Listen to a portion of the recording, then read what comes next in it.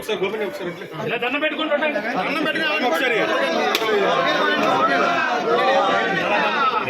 స్వామి వెనక్కి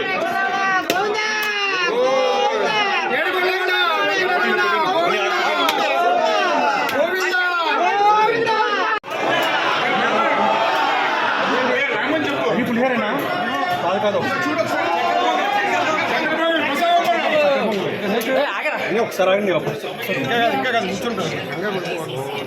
నమస్కారం. ఈరోజు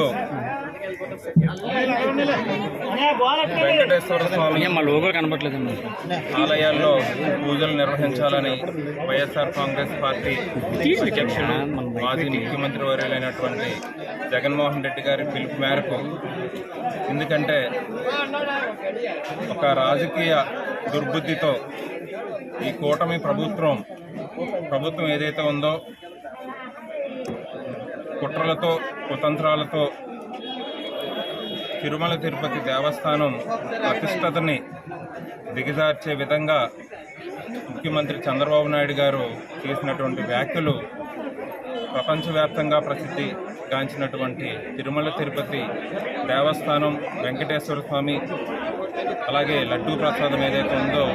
దీన్ని దిగజార్చే విధంగా వ్యాఖ్యలు చేసి చంద్రబాబు నాయుడు గారు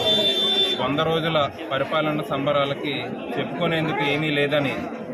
డైవర్ట్ చేసేందుకు ఈ లడ్డూ ప్రసాదం వివాదాన్ని తీసుకొచ్చి ప్రతి గ్రామానికి వెళ్ళి